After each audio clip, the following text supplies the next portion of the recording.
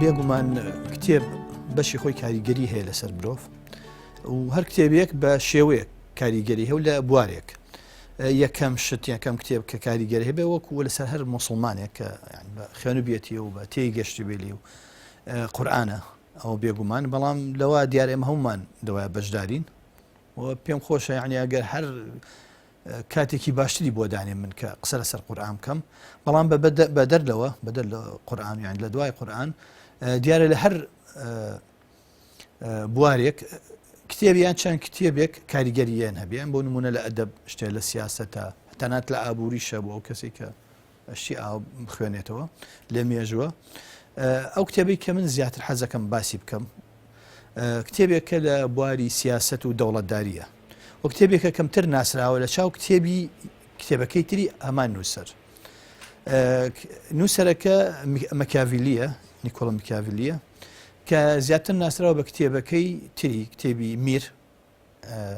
بەعەرەبیەکە ئەمیر د پرنس کتێبێکە باسی دەوڵەتداریەکە باسی سیاسەتەکە بۆ زۆرفێ نووسراوە بۆ مەبەستێک نووسراوە بەڵام نووسەرەکە خۆی بۆی ئەڵە من ئەو کاریگەری زۆری هەیە نووسەرەکە خۆی زۆر قەناعەتی پێی نەبوو یعنی قەناعەتی بە ئەو شتە نەبووە کە خۆی نووسیوێتی بەڵام بۆ مەبەستێ نووسیوێتی ئیتالیا ئەو کاتە لە ژێر بەشێکی لە ژێر داگیرکاری بووە بەشێکی ئەمارەت بووە شوێنی هەبووە کۆمار بووە نظامێکی کۆماری بووە پارچە پارچە بووە مەکیاڤلی وەکو کەسێکی بڵێن نیشتمان پەروەری ئیتالی حەزی کردووە کە ئیتالیا یەک بگرێ ئیتالیا ڕزگاری بێ لە داگیرکەران لەبەر ئەوە وەکو پرۆژەیەک تەرحێکە کە کردو بووی ئەو کتێبی میرەی نووسی بوو بۆ یەکی لە میرەکان بۆ ئەوی کە ئەوکو بڵێن ڕێنماییە بێ کە چۆن حکوم بکات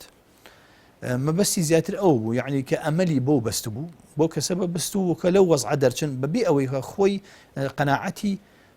بەو جۆرە سیاسەتە بێ قەناعەتی مەکیاڤلی ئەو ئەم کتێبەش دیارە بەس تەنها بۆ خۆم یعنی کە گرنگ نییە بۆ هەموو بۆ هەر یعنی ملەتێک گرنگە لە ڕووی سیاسیەوە قەناعەتی مەکیاڤلی ئەوە بوو کە دەوڵەتێ دروستکێ لەسەر شێوازی کۆماری ڕۆما ئەو ئینەی کە یعنی ڕۆما کە بیدایەت کە دروست بوو یعنی چەند سەدەیە پێش زاین سەرەتا پاشا حکومێ کرد هەر شاری ڕۆما خۆی و دەوروبەرەکەی ئەو کاتە ئیتالیاش بە هەمان شێوە چەنگەلوونەتەوەیەکیان تیا بوو هەر پارچەیەکی و نظامێکی خۆی هەبوو حکومی خۆی هەبوو لە ڕۆما خۆی نظامی پاشایی بوو دوای ئەوە شۆڕشێک وەکو بڵێن ڕاپەڕینێک یعنی ئەگەر چی عین زۆر بەو عنفە و بۆ شێوە نەبوو ڕوویە نظامی پاشایی نەما کرا بە نظامی کۆماری وەو کاتە بایی بوو یعنی لە هەند لە ئەوروپا هەندێک شوێن نظامی کۆماریان هەبووە جیاوازیان هەبوو لەگەڵ نظامی پاشایی نظامەکانی ئەوروپا چەند جۆرێک بوون ئیتر ئەوەی کە بڵین ئەوروپا بە زۆری کە زۆر ئیتالیا و لەگەڵ یۆنان نظامی هەبوو بە پاشایی بوو نظام هەبوو کۆماری بوو سیستەمی تر بوو کە سیستەمێکی کەمە پێڵێن دیکتاتۆری توغیانی بوو جیاوازی هەیە لەگەڵ ئەو سیستەمە دیکتاتۆری یعنی ئەم ڕۆمان ئەو چەند سیستەمێکی حکومڕانی هەبوو یەکی لەوانە کۆماری بوو کە مەکیاڤلی زۆر معجب بوو پێی و نمونەیەکی بەرز بوو لە لای ئەو باشترین شێوازی نظام بوو و خۆکو خۆشی باسیەکە وەکو مێژوش باسیەکەن وەکو مێژوو باسیەکە لە سای ئەو نظامە کۆماریە فراوانکاری ڕوویە و ڕۆمانەك تەنها توانی دەست بگرێت بەسەر هەموو ئیتالیاویەکی بخە بەڵکو فراوانکاری کە لە ئەوروپا و لە دەرەوەی ئەوروپا کتێبەکە ئەمە وەرگێڕانی عەرەبیە مطالعات مەکیاڤلی بیستومە کە کراوە بە کوردی بەناوی دەمەتەقیەکانی مەکیاڤلی بەڵام نەمبینیوە ڕاستەکەی وەرگێڕانکەش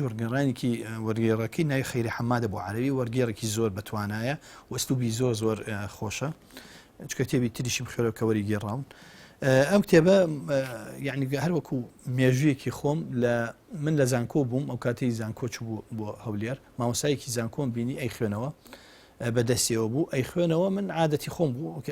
عەرەبیەکەشم زۆر باش و زۆر بە سەریعیشت مەخێنەوە ئەو قەڵەمێکی دانا بوو قەڵەمێکی ڕەساسی دانا بوو ئەویت هەموو ڕۆژە بەس یەک لاپەڕا خوێنمەوە یەک لاپەڕا خوێنمەوە یەم ئەو شتانی ئەو باسی کردووە ئەی خەمە تطبیقێکەمە سەر ئەم واقعەکەی خۆمان سەر جیهان و عێراق و ئەو شتانە باسیەوە کە مەڕاستی ئەو شێوازی زۆر کاریگەری هەبوو لەسرم مشت بۆیە کە یعنی زۆر وەصفی ئەو کتێبەی کرد کە دوای کڕیم و هەر لە کاتە لە هەولێر بوو کڕیم و تینەکەشم لەسەر نووسی بووە ڕۆژی سێشەمە 15/1970 کە نووسیمە لە هەولێر لێکەمش بە هەمان شێوە بە قەڵەم ڕساسکەم دارە ئەم خوێنە و ئاو لێ وردە بوومەوە چونکە کە باسی شتێک ئەکات تۆ یەکسەر مێشکتە چێ بۆ وەزعێکی با بڵێن کوردستان یان عێراق یان جیهان جاری وایە مشکێکی بۆی ناچی بەسبیری لێکیت و ئەوە لە چ شتێکە چێ ئەم کتێبە کە ماکیاڤلی نووسیوێتی و کە زیاتر ئەمە تەعبیر ئەکات لە فکری خۆی ئەوەی تریان پێشکەشی کردووە بە سەرکردەیەک بەس ئەمیان پێشکەش کردو بە دوو برادری خۆی بۆ چونکە ئەم کتێبە کە باسی کۆمارەکە بە زۆری باسی شتی تریشەکە ینی نمونەی زۆر هێنێت تۆ لە نظامی پاشاییەوە میرایەتیوانە بەڵام کە باسی کۆمارەکە زیاتر یعنی بڵین توخمێکی تایە کە سوود بە خەڵکە گەێنێت کۆمار لای ئەو یعنی ئەو نظامی ڕۆما ئەو نظامی ڕۆماکە بووە یعنی بۆ لە سێ توخمی لە خۆی گرتبوو نظامی پاشایی کە ئەوە پاشایی نەما بەڵامەوەی کە پێ قۆنسڵ دوو قۆنسڵ هەبوو بۆ مای ساڵێک هەڵەبژێردان ئەمەوە تقریباً دەوری وەکو پاشایەک ئەبینێ یان میرێک ئەنجومەنی پیران ئەوە تخمی ئەرستقراتی ئەگرێتەوە چونکە نظامی ئەرستقراتیش شێوەیەکە لە شێوەکانی حکوم بوو ئەوەی تریشیان کە تخمی بڵین پێڵەن دیموکراتی بۆ معنای دیموکراتی ئەوسا یعنی دیموکراتی بەواتای گەلی یعنی ملی شعبی کە یعنی خەڵکی اعتیادی کە ئەوانە کەوانی کە ئەرستقرات نین ئەڵێ نظامی کۆماری ڕۆما ئەوسیانەی لە خۆی گرت بۆیە باشترین سیستەمە باسی جەنگیشی تایە یعنی کە نەک تەنها سیاست بەڵکو باسییان دێ تەکتیکات و هەندێشتی جەنگیان هەیە سوودی ئەو کتێبە چییە یعنی خەڵک زیاتر کتێبەکەی تریان ناسن کە میرە کە چۆن بەوە زۆتریش بۆەوەی ناسن کە میر ئەبێ فێڵزان بێ فێڵکە ئەبێ گوێنایەتە مەسائلی ئەخلاقی و شەرەف و ئەو شتانە هەر بۆیش خەڵکێکی زۆر یعنی ڕخنیان لەو کتێبە گرتوبوو کەم کەسیش یعنی کە باسی ئەم کتێبەی ئەمەیان کردووە کە ئەمە یعنی بڵین سوودێکی زۆر زۆر گەورەتری هەیە و شتی زۆر زۆر جوانی شتیا هەیە یعنی شتی جوانە کە بەعمەلی دەوڵەتێت بەعمەلی خەڵکیشێت بە شێوەیەکی گشتی گرنگی ئەم کتێبە بۆ ئێمە ئەوەیە کە ئەو توخمە لێوەرگرین کە چۆن یعنی خەڵک دەوریان هەبێ لە دەوڵەتداری کە چۆن یعنی بڵێم حاکم دەسەڵاتەکەی سنووردار بێ یعنی قۆنسڵ کە هەبوو وەکوم دوو قۆنسڵیان داناوەیەکی شان دانانەوە دوانیان داناوە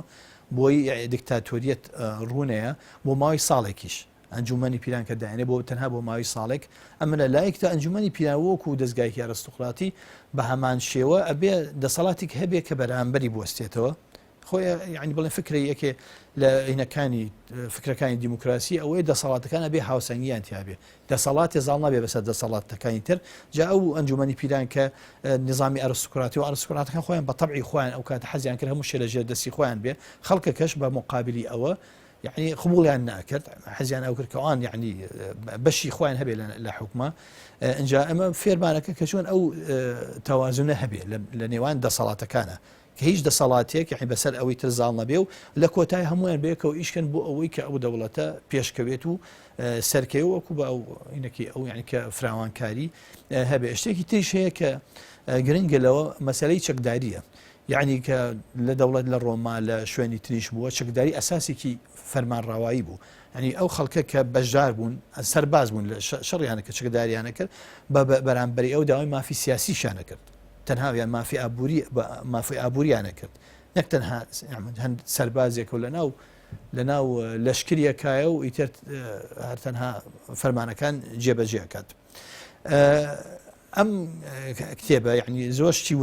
وردەکاری چی تیا هەیە ینی کە بە کەڵکی وەکوتم دەوڵەتداریە بەو شێوەی کە دەسەڵاتێکی دیکتاتۆری ڕوونیەوە خۆی ماکیاڤلیش زۆری ڕق لە دەسەڵاتە دیکتاتۆریەکان بووە زۆر ڕق لە دەسەڵاتە فەردیەکان بووە یعنی بۆ نمونە یۆلیس قەیسەر کە دوای بوو بە یعنی نای ئیمپراتۆریشی لێنرا خۆ کاتە ئەنجومەنی پیران هەر هەبووە و نظامی کۆماریەکەش هەرسی نەهێنابوو بەڵام ئەوە لاواز بوو ئەو ئەهەمێتەی نەماوەکو جاران و یۆرۆس قەیزە سەرگردەیەکی زۆر بەتوانا بووە فراوانکاریشی زۆر کردووە خەڵک وەکو یەک سەرکردە گەورەکان تەماشایانەکان بەڵام ئەم خۆشی ناوێت ئەڵێ خۆشی ناوێت لەبەر ئەوەی لەسەر دەسی ئەو ئیتر نظامە کۆماریەکە وردە لاچ بوو وردە بووە وای لێهات ئەتر ئەموو بە نظامێکی فەردی و تاکڕەوانە ماکیاڤلی بەعکسی ئەو خەڵکەی وا لێ تێگەیشتون کەسێک بووە یعنی نزیکتر بووە لە نظامی دیموکراتی وەکو لە نظامی دیکتاتۆری و حەزی لە سەرکردەکانە بەسەردە تاکڕەوەکان نەبووە ئەمە زۆر سوێکتی بە زۆر سوودی هەیە بۆ ینی بۆی کە چۆن تۆ حساسێتێکی بۆ دروست بێ بەرامبەر سەرکردە تاکڕەوەکان بەرە سەرکردە دیماگۆەکان ئەوانەی کە هەوڵێن سۆزی خەڵک ڕاکێشن بۆ مەبەستی سیاسی خۆین و نمونەشە بۆ لە دەوڵەتی ڕۆما واڵێ ئەو کاتێک کە نظامی کۆماری ڕۆما بەقوت بووە خەڵک هەستی بە پرسیارەتی ئەکرد خەڵک هەبوون یعنی سەرکردە هەبوون سەرکەوتنێکی گەوریان دەسەکەوت لە جەنگا ئیتر هەوڵیانەیە کەوا دەرکەون یەکسەر نظامەکە وەکو حساسیەتێک بەرامبەر بەو کەسانە سنوودی بۆ داناون نەیهێشتووە کەوا لەوە زیاتر بۆی ئەنزانی کە بۆ ئەمە خەتەرەوە نمونەی سەرکردەیش ئەهێنێتەوە کە بە پێچوانەوە سەرکەوتنێکی زۆر گەورەی عنی نمونەیە ئەوە کە کۆتایی شتە کە ئەبێتە نمونە بۆ سەرکردەوە کە چۆن خەڵکە بێت تەماشای سەرکردە بکە باسی سەرکردێکی ناودارە لە مێژووی ڕۆماڵە چوو لە باخەکە لە بڵێن لە عەرزەکەی خۆ عەرزێکی بچووە لە خەریکی جوتیاری بوو ئەنجومەنی پیران بانگ کرد بۆی بیکا بە دیکتاتۆر ئەو زەمانەوە نەبوو یعنی بە بڵین بە بۆ معنایە نەبووە سەراحەتی گەورەی هەبوو بەڵام بۆ مایەکی کورد لەبەر خەتەرێکی زۆر یعنی زۆر گەورە بانیان کرد لەبەر ئەوەی دوژمنێک یعنی هاتەبوو کردیان بە دیکتاتۆر هات چوو ماوەکەی خۆی بەسەر برد و سەرکەو بەسەر دوژمنەکە دوایی کەوە تابوو چوە بۆ عەرزەکەی خۆی خەریکی فەلاحەتی خۆی کرد ئەم پێویستمە بەو عەقڵێتە کە چۆن نظامێکە یەک دەسەڵاتەکان هاوسەنگیان لە نێوان هەبێ دوو ڕێنەدان بە خەڵکی دیکتاتۆر تاکڕە و یان دیماگۆگ ئەوانی هەستی خەڵک ئەوروژێن ڕێگەدان بەوانە سێهەمیشەم بەهێزکردنی دەستگاکان بە وڵاتی دەستگاکان بێت چوارەمیش کە زۆر باسی ئەکە ئەڵێ هاوڵاتی ڕۆمایی نەک تەنها یعنی ئەیوت یعنی بیری لەوە کە یعنی ئەمەلی ئەوەی هەبوو کە خۆی شتێ بۆ خۆی بکە لەو نظامە بەڵکو ئەمەریشە بوو کۆمناڵەکەی کە دوای ئەو گەورە بوو یعنی ئەگەر توانای هەبێ بێ بە سەرکردەیەک هەموو هاوڵاتێکی ڕۆمانی ئەمەلی ئەوەی هەبوو یعنی ئیمکانێتی ئەو هەبوو کە کوڕەکەی کە گەورە بوو ببێ بە سەرکردەیەک نەکوەکو ئەوەی کە وەکو ئەمە کە ئەبینی ئێستا کە تەنها یعنی بۆ چینێکی دیاریکراوە هەموو امتیازات بۆ ئەوە.